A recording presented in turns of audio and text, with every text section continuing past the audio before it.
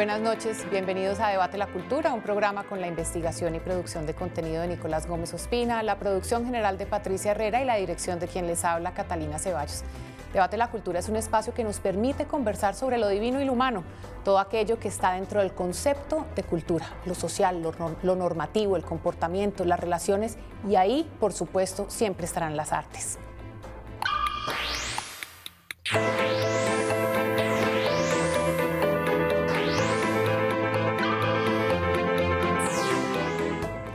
Nos acompañan en el estudio Lucía González, quien ya estuvo conmigo en la temporada pasada en Conversaciones en Casa, pero esta vez viene al set. Ella es arquitecta, ocupó la dirección de entidades culturales como el Teatro Pablo Tobón Uribe en Medellín, la Orquesta Filarmónica y el Museo de Antioquia. Trabajó como directora del Departamento Administrativo de Planeación de la Gobernación de Antioquia, directora social de la reconstrucción del eje cafetero después del terremoto de 1999 y coordinadora general de Colombia Humanitaria, programa de atención a los efectos de la ola invernal en el 2010. Fue directora del Museo Casa de la Memoria de Medellín, directora regional de la Unidad Nacional de Víctimas en Antioquia. Trabajó con la Oficina del Alto Comisionado construyendo fortalezas para la paz en los territorios y en pedagogía de los acuerdos de paz. Y en la Secretaría del Consejo Nacional de Paz, entre otros. Actualmente es la comisionada encargada de los temas de arte y cultura y, por supuesto, parte del Pleno de la Comisión de la Verdad. Y otro paisa, desde Medellín, por Skype, Federico Ríos Escobar, fotógrafo quien empezó su carrera trabajando para El Espectador y El Tiempo. También ha trabajado para la agencia de prensa internacional EFE y como colaborador externo de diferentes revistas nacionales. Su trabajo ha sido publicado en medios internacionales como el New York Times, National Geographic, Times Magazine, Paris Match y cuenta con múltiples premios por fotoperiodismo. A lo largo de su carrera, paralelo a su trabajo de fotoperiodismo, ha desarrollado un proceso de creación artística en temas recurrentes en su trabajo: el conflicto armado, el medio ambiente y su relación con la sociedad, temas que ha presentado en diferentes exposiciones. A propósito de eso, quiero de una vez contarles que el próximo 30 de abril lanzará su libro, otro libro con unas fotos que seguramente nos volverán a conmover el alma.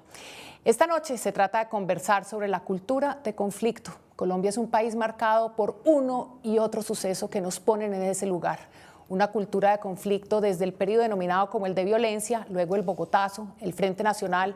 Diversos actores han jugado en estos múltiples conflictos: la guerrilla, el narcotráfico, los campesinos, los revolucionarios, el Estado, por supuesto, paramilitares y siempre las víctimas. Y en La Paz ocurre algo similar, pareciera un ciclo en el medio y, como siempre, las artes, la gran narradora. Vamos a ver qué resulta de esta conversación. Empecemos por oír y ver nuestra premisa de esta noche.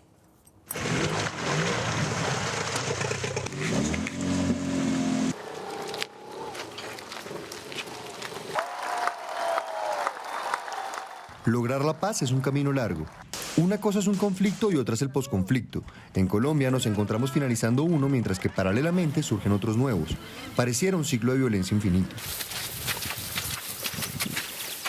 Mientras que persistan patrones de violencia, inequidad, ausencia del Estado y un narcotráfico cultural y estructural en nuestro ADN, seguiremos pasando de un conflicto a otro. Sin embargo, detrás y de manera permanente, como un médico o un curandero, el poder de lo creador ha sido también la posibilidad de comprender paradojas, aquellas que quedan sin plantear o sin responder precisamente por los conflictos. El arte, los procesos creativos, procuran elementos como la apertura, la compasión y la comprensión, incluso la posibilidad de demonizar al enemigo. Las artes son un camino. Tanto es así que han sido reconocidas a nivel internacional y en organismos multilaterales como herramienta de desarrollo y para la construcción del tejido social. Generalmente, estos procesos artísticos, liderados por creadores o gestores de las artes y la cultura, requieren de un enfoque de base, es decir, deben contar con la colaboración respetuosa y honesta de los implicados o afectados. En otras palabras, deben reconocer el papel y la importancia de los actores locales. Las iniciativas artísticas locales y comunitarias tienen el potencial de generar voluntad y demanda de paz entre la población afectada. Ay, ¿dónde estará su cuerpo? Ay, ¿dónde estará su cuerpo? Estamos convencidos que debe existir una política pública que incluya el arte como eje para fortalecer y apoyar las fuentes locales de creatividad para la resiliencia, darle voz a pensamientos y sentimientos que desafían las palabras. El trabajo cultural y las artes ofrecen recursos para librar conflictos de manera no violenta, transformando las relaciones después de la violencia y desarrollando las capacidades necesarias para la paz. Para poder desarrollar nuestro tema de hoy, contextualizar y que estemos todos en sintonía de qué se trata, y ojalá que este programa quede como un documento de memoria, así como suelen ser las artes cuando se refieren al conflicto y la paz. Básicamente lo que queremos es, a través de esta conversación, demostrar cómo las artes han sido los narradores principales del conflicto, del posconflicto y de la paz. Pero queremos irnos también con la definición que vamos a tomar y que siempre tenemos presente, que es la que hizo el Grupo de Memoria Histórica sobre el conflicto, en donde dice: la persistencia del problema agrario y la propagación del narcotráfico, las influencias y presiones del contexto internacional, la fragmentación institucional y territorial del Estado, son básicamente los elementos que nos mantienen o en las que se hace que existan unos factores de persistencia en la violencia. Pero quisiera una definición de Lucía y de Federico, una definición, por supuesto, de lo humano y, por supuesto, desde la labor que ejercen hoy en día. Buenas noches, ¿cómo estás, Lucía? Bienvenida. Hola, Catalina, ¿cómo estás? Gracias por esta invitación, que es una oportunidad también para la Comisión de la Verdad. Así es. Bueno. Entonces, ¿cómo defines tú el conflicto y por qué crees de una vez, por qué hay una persistencia de los factores de manera permanente uno y otro conflicto? Sí, bueno, lo primero es decir que me gusta mucho esa lectura que acabas de hacer porque saca el foco tradicional que el conflicto armado en Colombia ha sido producto de los actores armados. Yo siento que los actores armados son el síntoma de un sistema que no funciona, y no son el problema, es decir, son parte del problema, por supuesto, pero sí es un análisis mucho más profundo y yo quisiera que ahondáramos sobre él. Lo segundo, quisiera que nos devolviéramos en algún momento sobre esa frase que acabo de oír del narcotráfico cultural y estructural, que es primera vez que oigo esa expresión, pero que me gustaría analizar. Y decir que el conflicto pues, es simplemente una condición de la vida en sociedad, es decir, no, el conflicto no es un problema, el conflicto es un hecho, es una realidad. Intereses, ideologías, modos de ver el mundo, percepciones, emociones, hacen que entremos en conflicto los unos con los otros. Y el conflicto está ahí para que lo dirimamos, para que hablemos sobre él, sobre todo para que aprendamos, porque como dice Saint-Exupéry, si difieres de mí, hermano mío, lejos de herirme, me ilustres. Entonces no es el conflicto tampoco el problema, el problema es la manera en que pretendemos resolver los conflictos que en Colombia se ha vuelto siempre de un modo violento. Muy bien, Federico, te vi asintiendo con tu cabeza así acá por reojo. Con la definición de Lucía, ¿coincides o cuál sería tu manera de describir el conflicto? Coincido plenamente con Lucía, coincido plenamente con ella. Es que el conflicto es fundamental, el conflicto es necesario. Y yo creo que la palabra se los ha convertido a los colombianos en un problema. Vivimos en conflicto, ¿no? Lo ideal es vivir en conflicto, porque de los conflictos personales encontramos soluciones y encontramos caminos, rutas que a veces no llevan a ningún lado, solo perdemos tiempo, pero está importantísimo que tengamos conflicto ahí.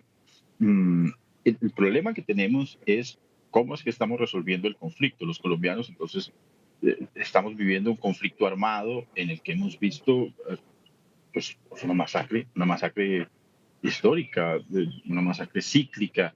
Y entonces ahí es en donde no es solo el hecho del conflicto, sino como el conflicto lo volvemos político, lo volvemos armado y combinamos esos dos factores terribles y ahora tenemos el desastre que tenemos.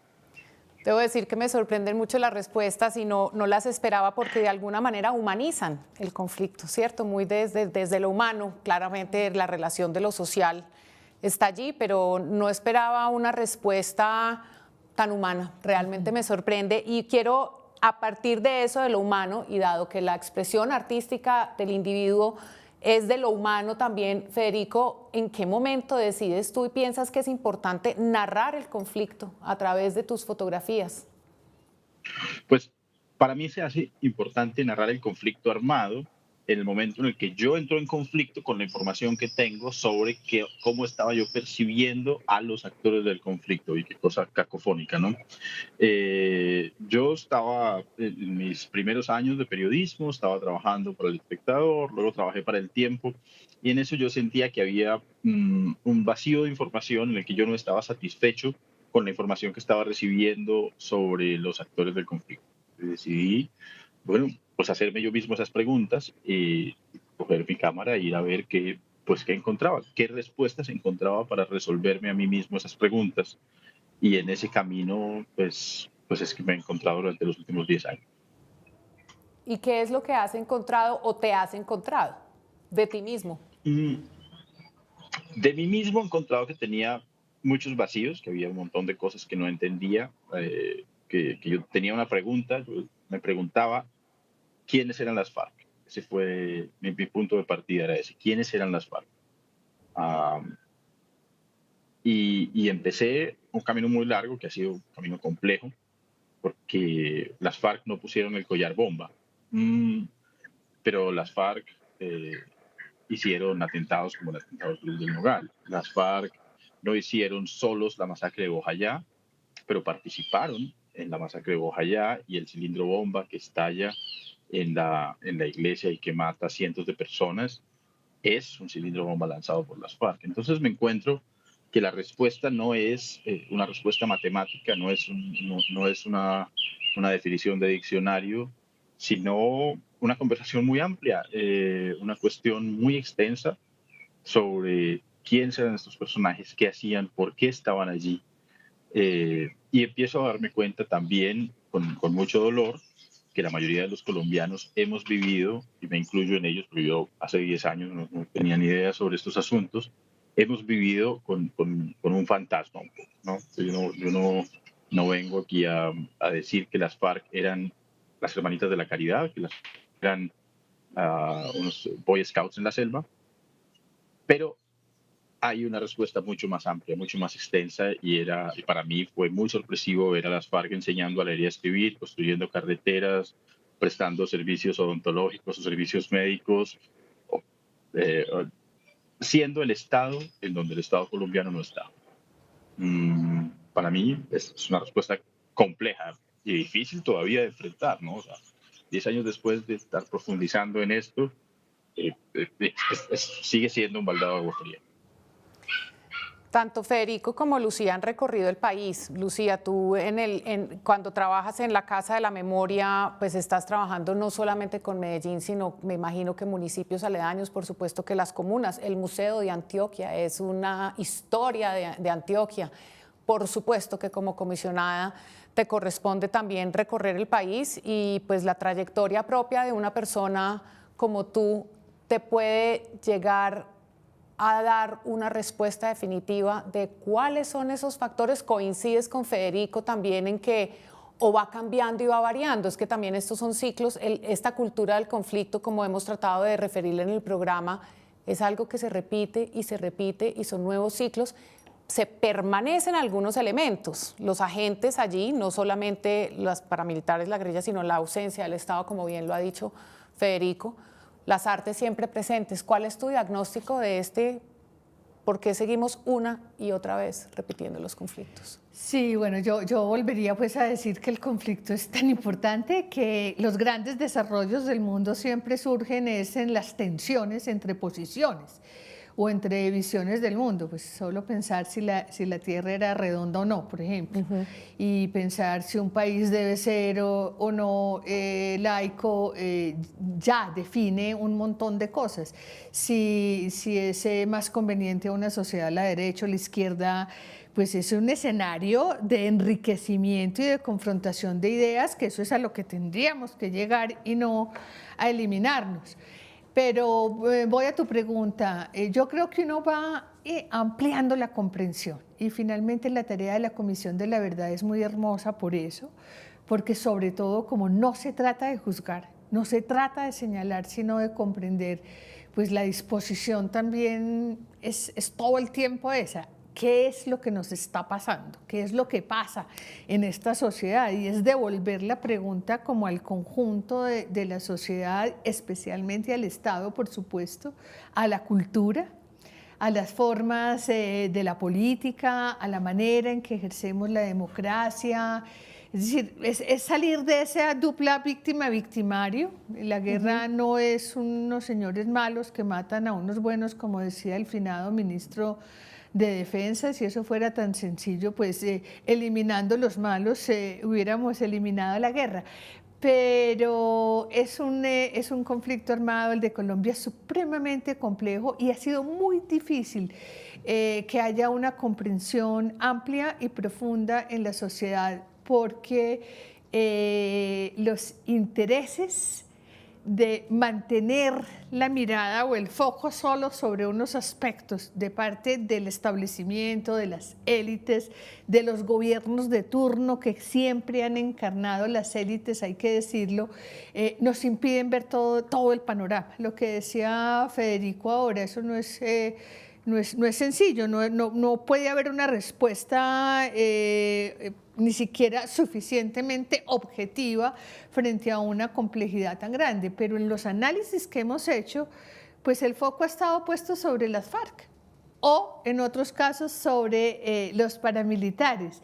Pero todo eso que configura un contexto explicativo, que es la inequidad, lo que tú nombras ahí, el narcotráfico, la ausencia del Estado. Tú que conoces la Comisión de la Verdad, te cuento que en el sistema de información misional aparece,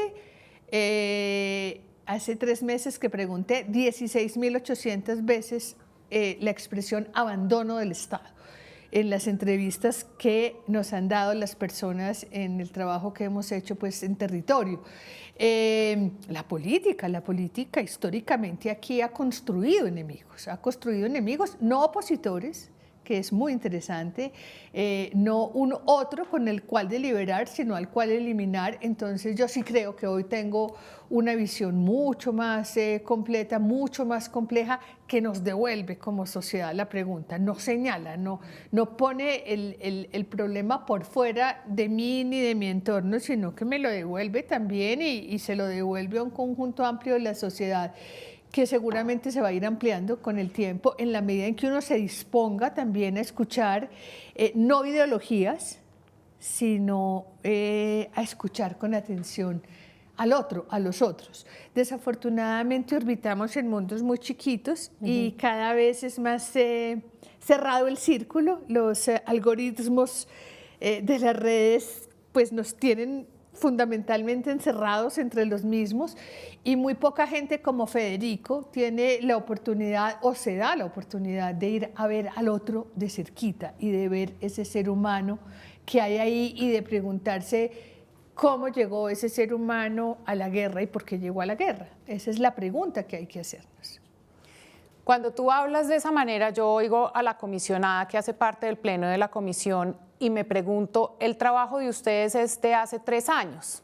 Esto es el comiencísimo, ¿cierto? O sea, podemos estar hablando de un posconflicto, por lo menos de este conflicto anterior, no los nuevos ciclos que se están generando por estos días, sino me refiero al ciclo cerrado con el acuerdo firmado en el 2016. Cuando yo te oigo hablar, digo, si este es el comienzo de un ejercicio en donde unos comisionados comienzan a entender esa escucha plural y entender la importancia, ¿cuándo va a llegar a la ciudadanía el interés de tener una escucha plural? Pues ese es el reto, Catalina, que tenemos, es que este ejercicio que hacemos, que no lo hacemos 11 comisionados, nosotros somos pues un instrumento a través del cual, sino que se ha hecho con miles de personas. Hay 23.000 o más personas escuchadas, hay 584 informes entregados a la comisión, diálogos de todo tipo, con todo tipo de actores.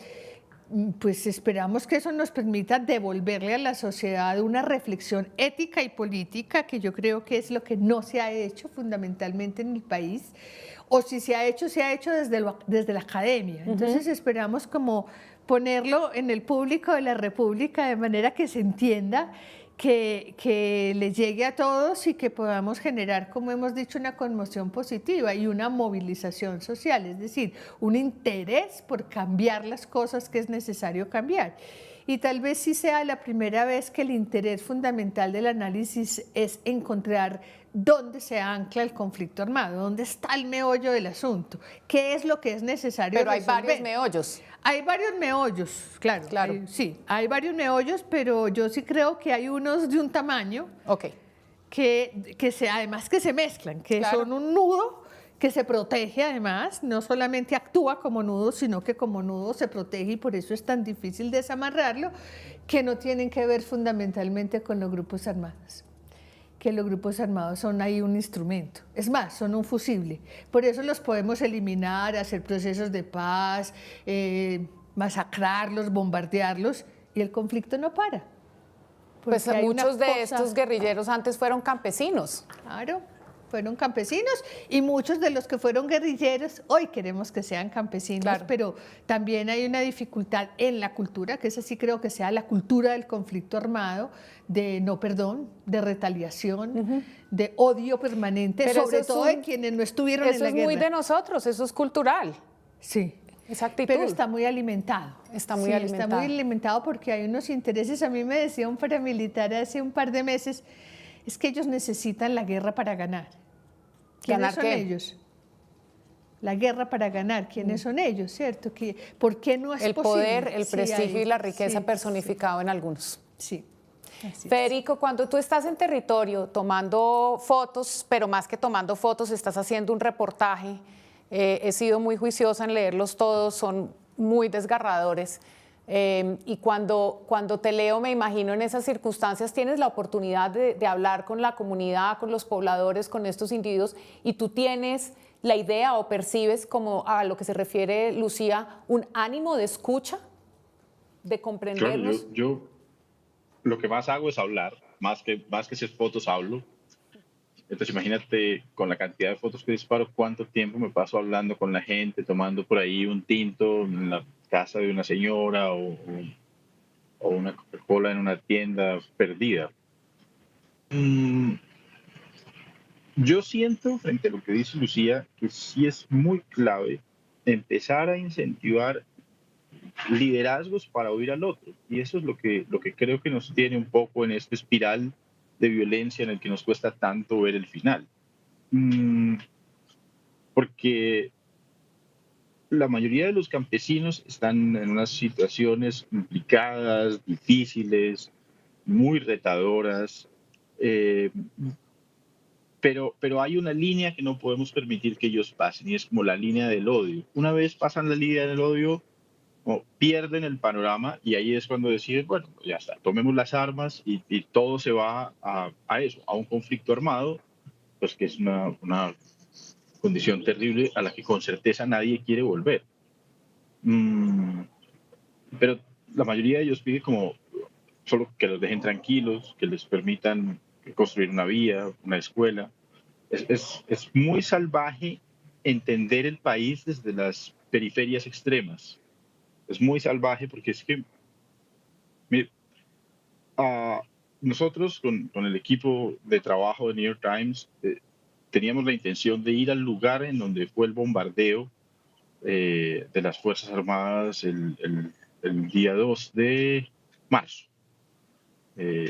Y no, es que no se puede llegar. No se puede llegar ahí. No se puede llegar porque no hay Entonces- movilidad, porque no se los permiten algunos grupos armados. No, esto no. Sacando los grupos armados del escenario, esto serían como 3 días cruzando la selva a pie, la selva más inhóspita. Y uno dice, pero ¿en dónde está sucediendo esto? Después llegamos hasta Puerto Cachicamo, publicamos un reportaje sobre las familias de las personas que murieron. Y esto es a Villavicencio, luego a San José del Guaviare y después por la peor de las trochas hasta Puerto Cachicamo y después en un bote por el río Guayavero hasta Nueva Colombia. Y uno llega a Nueva Colombia, lo que se encuentra es un montón de campesinos suplicando que los dejen trabajar. Eso es muy difícil. Del anuncio, del regreso, de las fumigaciones, cuando tenemos evidencia de sobra sobre los efectos cancerígenos del glifosato en los seres humanos, cuando tenemos evidencia de sobra, además de que en los números esto no funciona como la lucha contra las drogas, contra los cultivos de uso ilícito, y estos campesinos es que no tienen otra forma de subsistir. Entonces, las alternativas que les quedan a estas personas son cada vez más pocas. Las alternativas son más complejas porque los precios cambian, los productos del agro cada vez se devalúan más, las vías de acceso son más difíciles, los costos del transporte suben. Estos son unas personas que realmente la tienen complicada. A mí me gustaría poder decir que es que los campesinos son perezosos, pero el nivel de trabajo físico, el nivel de esfuerzo de un campesino para cultivar, no sé, un lote de mora, de cebolla, de papa, de cacao, cualquier cosa, es tan brutal. Esta gente no tiene domingos, esta gente no tiene nocturnos, y eso es algo que los colombianos no hemos entendido. Y de la misma forma es que yo siento que nos han vendido un montón de mentiras, ¿sí? El campesino que cultiva coca, el campesino cultivador de coca, que es el principio de la cadena de los cultivos de uso ilícito y que además es el eslabón que más se ataca desde el gobierno nacional, es un campesino pobre. Hombre, esta gente vive lejísimos, vive en el corredor Puerto Vega-Teteyé, de Puerto Asís hacia el sur, en un rancho miserable, sin condiciones de salud, sin educación para sus hijos, sin una vida decente, sin nada. Pero trabajan durísimo, de sol a sol, se rompen la espalda. Si estas personas tuvieran una posibilidad decente de un trabajo que les permitiera el mismo ingreso miserable que les permite cultivar un cultivo de uso ilícito, lo tomarían seguro, con certeza lo tomarían. Pero tuvimos un programa nacional de sustitución de cultivos de uso ilícito que no funcionó.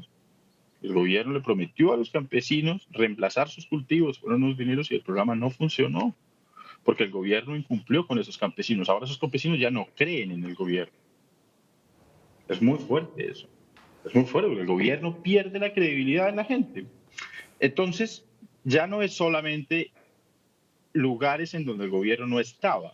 Ahora lo que estoy viendo es que hay lugares en donde el gobierno sí ha estado, lugares donde el gobierno sí ha llegado, y comunidades enteras que ya no creen en el gobierno de Tajo. El gobierno es que no le creemos a nadie del gobierno, que nos han prometido cosas, no cumplen nada nunca, no le creemos a nadie del gobierno. Entonces, esa pérdida de la institucionalidad en los territorios nos está llevando pues al voladero, porque no hay retorno. Federico me lleva Federico me lleva a quererle dar cierre a este bloque al cual nos hemos referido al conflicto. A mis estudiantes de políticas culturales les enseño que la política pública es un inicio, precisamente como tú lo has dicho, para tratar de lograr la armonía, la convivencia en los conflictos que surgen en las sociedades, como una manera de lograr precisamente una sana convivencia. Y por ser una política pública, pues por supuesto es liderada por el Estado, ¿cierto? En ese orden de ideas yo diría que el Estado, lo ha dicho Federico, y seguramente aquí le vamos a dar papaya a todos los contradictores de esta franja llamada Mesa Capital, porque una y otra vez cada uno de nosotros se ha referido a esta problemática, y de nuevo vuelvo y le digo, y no sé si tú puedas y Federico coinciden conmigo, más allá del detalle del cumplimiento o no del acuerdo de paz firmado en el año 2016, quisiera saber entonces, intuyo por lo que dice Federico que así es, y es que en efecto el Estado ha fallado con estas políticas públicas para lograr una sana convivencia a pesar de la diferencia. Lucía. Sí, bueno, me pongo a ver a Federico y yo creo que compartimos ese sentimiento de vergüenza cuando uno tiene que enfrentarse y ver la condición en la que viven la mayoría de los colombianos. Es que produce una vergüenza inmensa ver cómo viven los pueblos indígenas, los pueblos afro, los campesinos, ese proyecto de descampenización que ha tenido el país, un desprecio por el mundo campesino, por la cultura campesina, que son como los protectores del territorio, los que garantizan también la relación en la tierra y la producción, bueno, todo eso. Por eso yo creo que los acuerdos de La Habana son muy importantes, pero mientras nosotros sigamos teniendo unos gobiernos que desprecian el pueblo, que desprecian sectores importantísimos de la sociedad o que les tienen miedo. Tuviste que, por ejemplo, no recibieron a la Guardia Indígena en Palacio. Ahí hay un temor al otro, a ese otro que ha sido despreciado y por lo tanto no hay una atención suficiente a esas poblaciones. Y como dice Federico, a veces el Estado sí ha estado, pero con qué ha estado y cómo se ha comportado. Entonces, pues yo no creo que los opositores, si son inteligentes, tengan que ofenderse cuando hacemos una interpelación muy dura al Estado, porque es que nos duele, es que cuando la hacemos no estamos clavándole un cuchillo al Estado, sino diciéndonos como sociedad construyamos otro tipo de Estado, construyamos un Estado donde la igual dignidad de todos los seres humanos sea la base, el reconocimiento, como dices tú, y la valoración de la diferencia. Y eso es un proyecto cultural, es una transformación cultural la que hay que hacer. No se hace con leyes, no se hace con instituciones, si no se hace un trabajo cultural. Es decir, no es posible imponer un respeto por el otro si no se ha hecho un trabajo de base humano, cultural, desde la escuela, desde la formación, la educación formal o no formal, desde algún lugar, desde los medios de comunicación. Los medios de comunicación deberían de contribuir mucho más a crear una noción amorosa, compasiva, generosa del otro y no a crear tantos enemigos y ayudarnos a reconocer el valor de la diferencia. Creo que hemos avanzado porque cuando yo estaba chiquita ni siquiera se oía música colombiana. ¿Cierto? Era obligatorio oír música colombiana a las 6 de la mañana y a las 6 de la tarde en las emisoras. Ahora ha sido tal la fuerza creadora de nuestro pueblo y la resistencia que se ha emergido una fuerza cultural muy grande, pero todavía hay en las élites mucho desprecio. Y con ese desprecio no es posible construir equidad ni respeto. Como decía el padre Pacho de Rúa esta semana en Buenaventura, respetémonos, es decir, respetemos a los otros. Y en el centro del desarrollo está el ser humano, no la plata, no la materia, es el ser humano el que tiene que sentirse feliz y no, como dice Federico, desamparado. Es que yo no creo, Federico, que lleguen al odio y por eso se van para la guerrilla. Yo creo que llegan es al desconsuelo, al desamparo absoluto. Y cuando uno se siente desamparado, descolgado de todo, pues ya no tiene vínculos a qué responderle, y cuando la ley no se hace respetable, pues entonces cualquier otro orden es posible. Yo tengo esperanza en un relevo generacional, tampoco creo que me vaya a tocar, pero espero que las nuevas generaciones tengan esto más en su ADN. Vamos a una pausa y ya volvemos con el bloque de paz.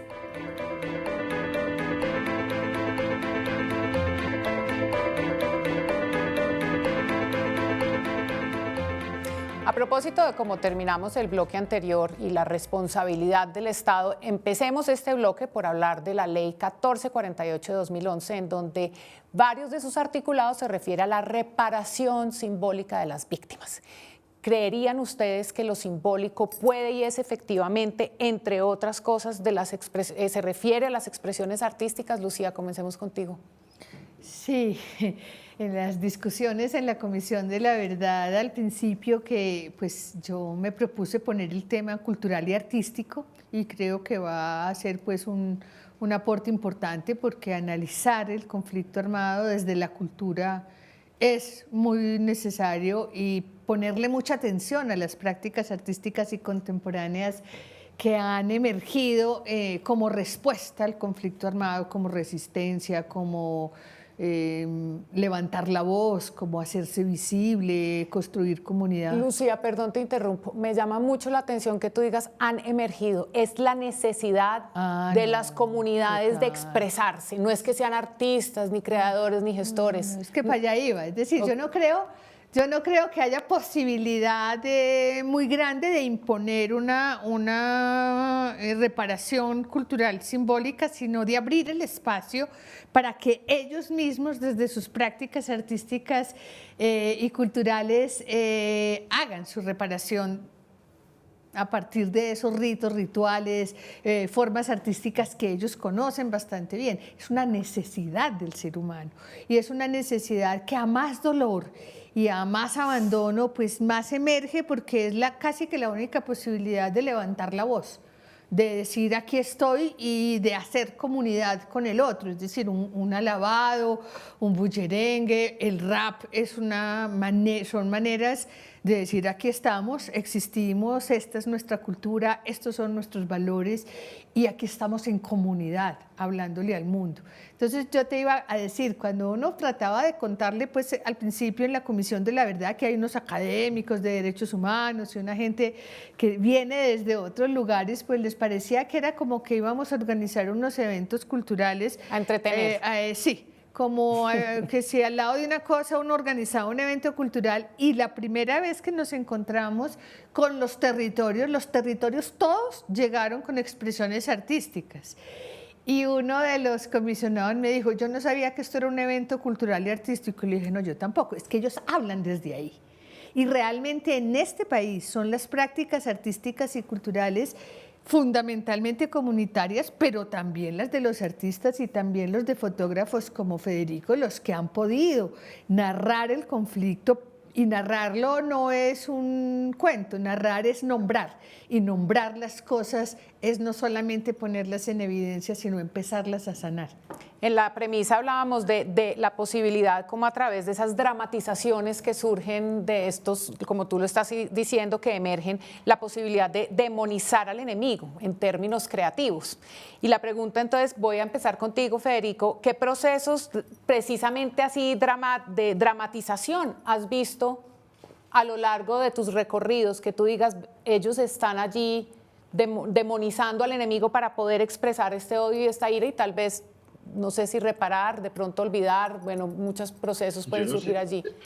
No sé si ustedes leyeron a Adriana Villegas Botero, una periodista, profesora de Manizales. Ella escribió hace pocos meses una columna escandalizada, me parece que con justa razón, sobre los cantos que cantaban los soldados en el batallón, ¿no?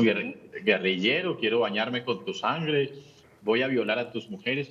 Pero estos son cantos. El asunto es, volviendo un poco a la pregunta y a la intervención de Lucía, la latitud, lo amplio que significa lo artístico y lo cultural, porque es que esto puede ser, estamos hablando de cosas en los extremos más lejanos, ¿no? Estamos hablando de Doris Salcedo haciendo una obra con los fusiles fundidos entregados por las FARC, que fueron usados para actos de violencia en el pasado, y todo el país y todo el mundo hablando al respecto, o estamos hablando de un encuentro cultural en el que hay un baile entre ex paramilitares y ex FARC, ¿sí? O estamos hablando, por ejemplo, de varios ex guerrilleros que después de dejar los fusiles han decidido meterse en la fotografía, ¿no? Marcos de la Hoz en La Guajira, Rochi Sáenz es una chica de Bogotá, hay un grupo que se llama Colectivo Miradas y están regados por todo el país, son un montón de excombatientes que ahora están intentando dedicarse a la fotografía de alguna manera. Y todo esto se reúne dentro de las expresiones culturales y las víctimas, por supuesto, también desde ahí, desde esas manifestaciones, hacen catarsis, procesos de sanación, reparaciones simbólicas. Santiago Escobar Jaramillo tiene un libro que se llama Colombia, Tierra de Luz. Es un libro que recorre no sé cuántos, pero tal vez unos 30 y más de 30 puntos de la geografía colombiana, en donde hubo hechos de violencia, haciendo unos gestos fotográficos, unas intervenciones fotográficas de la mano con la comunidad.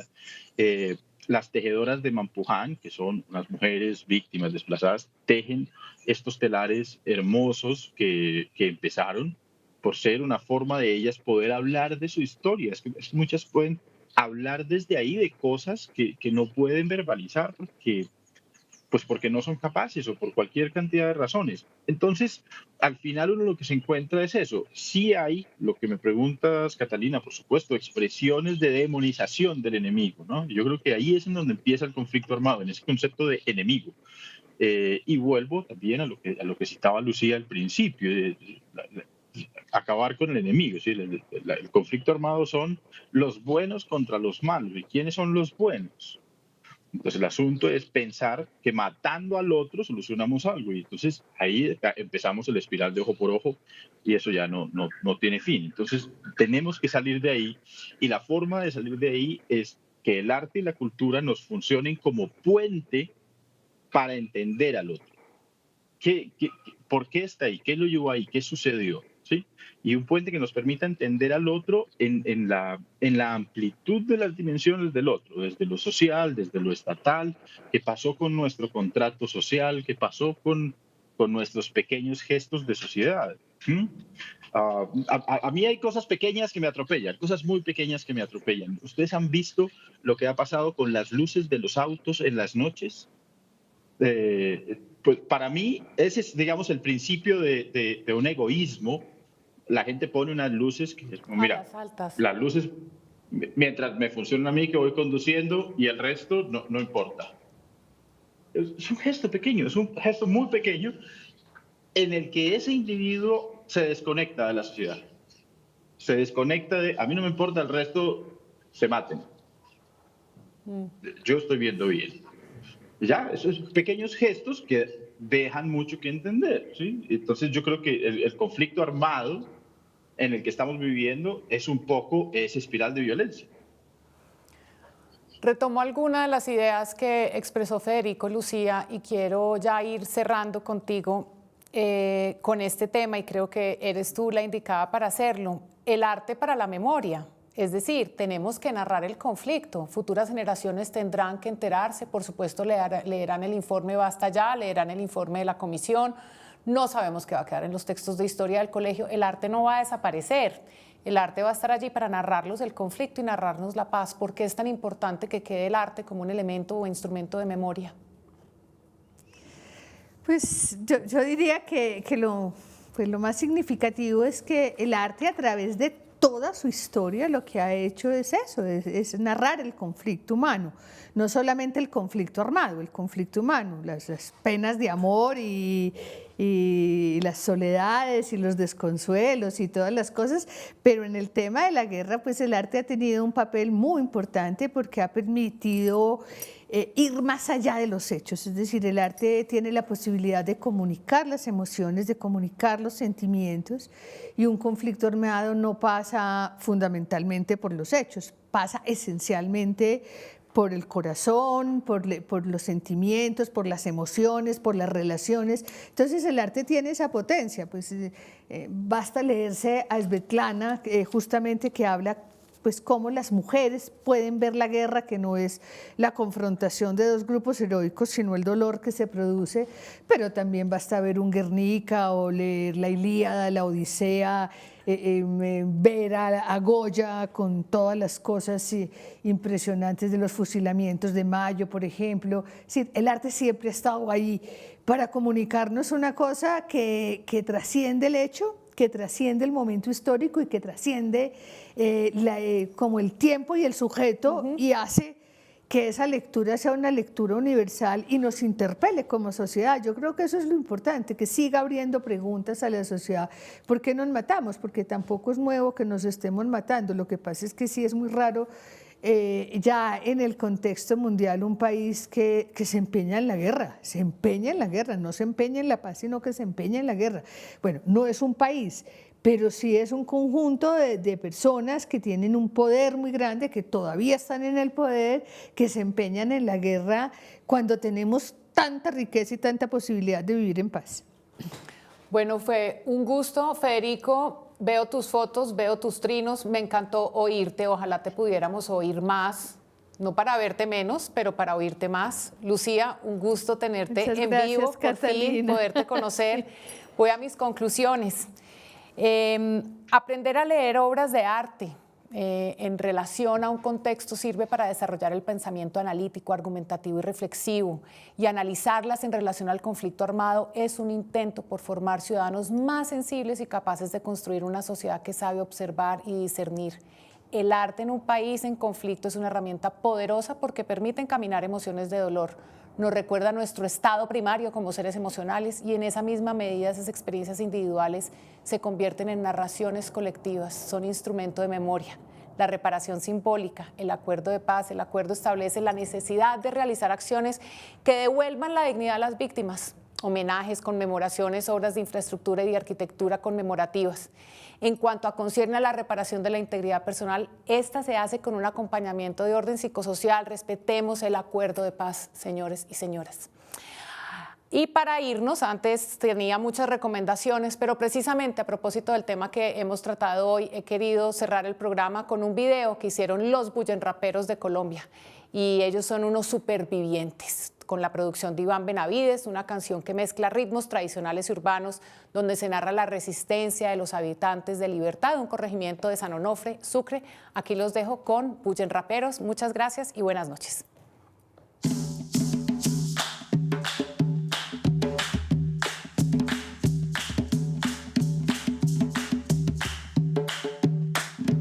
Ahí vamos, vamos, va.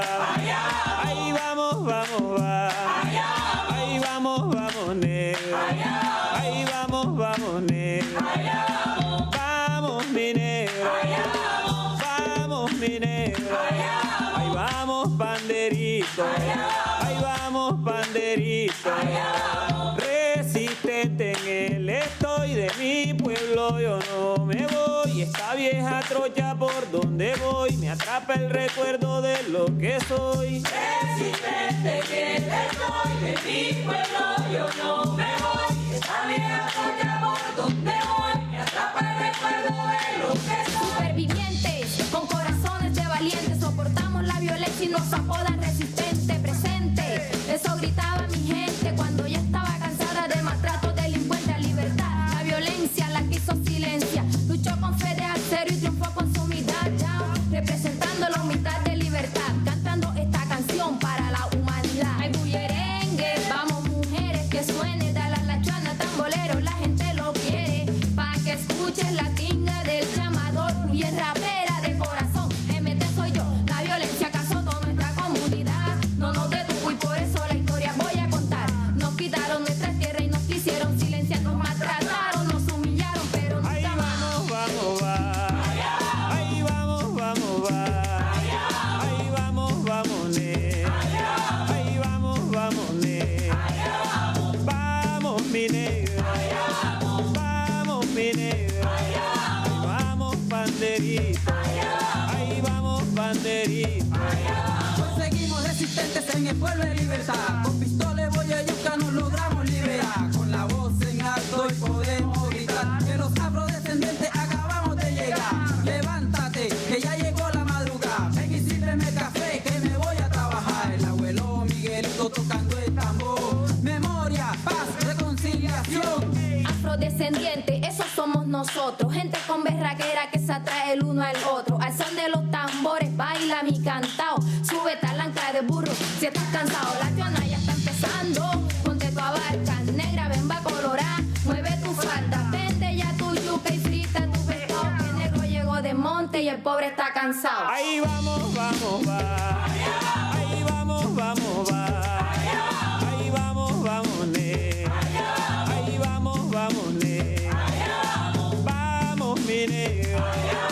Vamos, mi negro. Ahí vamos, banderito. Ahí vamos, banderito. Y esta es la nueva combinación, mi hermano, escucha un nuevo ritmo del bullerengue, rap inventado por nosotros mismos, chalupa, cumbia, que ritmo bien relajado, disfruta la sabrosura del bullerengue sentado, cero violencia, suplica el gallo por la mañana, del aroma del tinto en Totuma, que vaina bacana, es algo indescriptible, que hermosa esta cultura, si empieza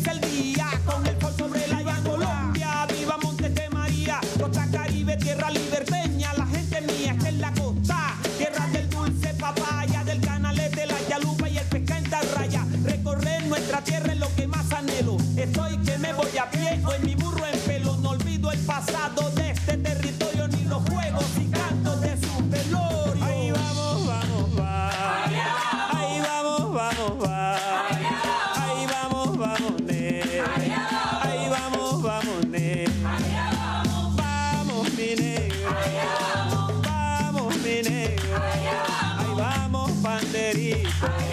Ahí vamos, panderito. Vamos, vamos, va. Ahí vamos, vamos, va. Ahí vamos, vámonos. Ahí vamos, vámonos. Vamos, mi negro.